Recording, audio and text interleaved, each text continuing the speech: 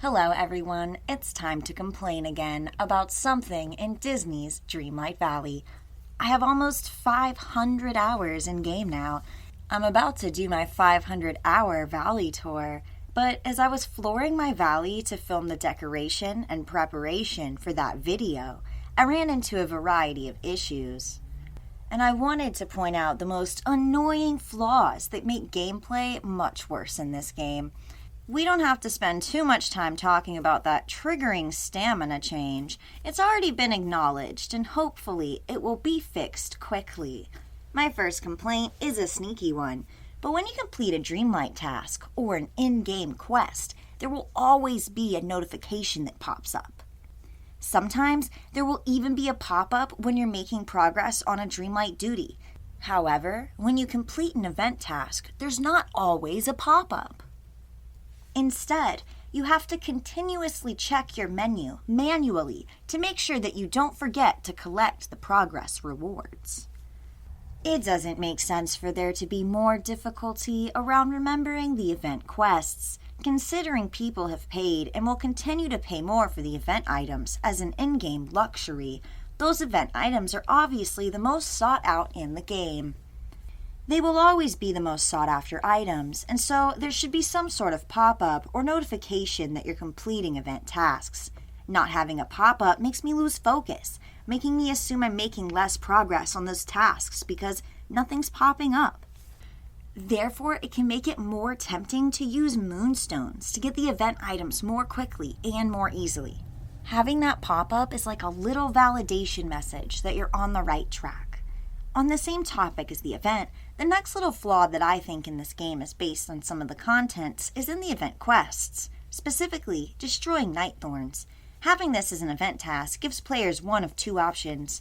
First, you can keep your night thorns and save them for events, cluttering your town and making it inaccessible.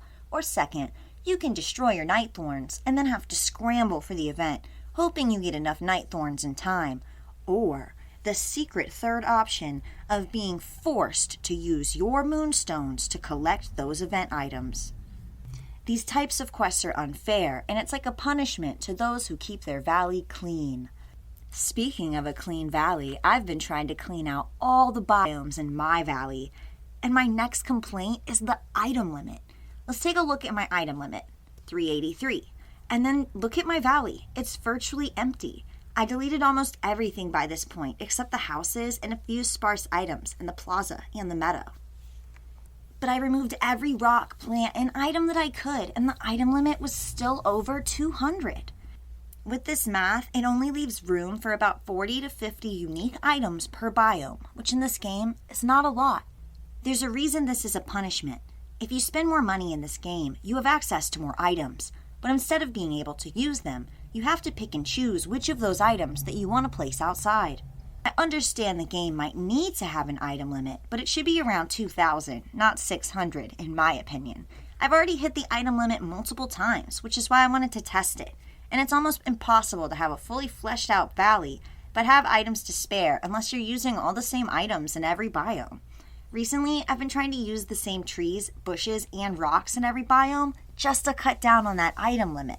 Now let's talk about the worst thing they've done to this game, which is to put limits on what you can and cannot buy from Scrooge's shop. It doesn't make the game more fun to play, nor does it make me want to craft more. The game already gave us access to being able to buy crafted items, and I used to tell y'all, go buy out Scrooge's shop every day. But after the update, it's just not as fun. There are certain items that you cannot purchase again, and you can't purchase the items that you've crafted. Instead, you just have to keep collecting many resources. And you cannot buy a lot of reward items as well, including Scar's stove, Eric's statue, and a few others. Speaking of Scar's stove, did anyone else put it backwards and now it's impossible to use? Just me? There is a solution to removing the ability to buy crafted items. If we cannot buy crafted items, it is only fair that Kristoff's shop gets an upgrade with the ability for us to buy every type of wood and every resource to make crafting easier and more accessible. It doesn't seem that hard to cycle different types of wood in and out of the wood slot. If not, like I said, This shopping update is just a punishment for those who play the game more frequently or who buy more items, and it doesn't benefit new players at all. Hopefully some changes are made soon. And don't get me wrong, I love this game. I love playing this game, and I'll continue to play this game. I recommend it as a fun life sim for everyone that likes farming or life simulation games. And like I said, I have 500 hours in this game already. But it's in beta, so changes can be made if enough people are talking about what changes that they want to see. And I'll be releasing that 500-hour Valley tour quite soon, so look out for it.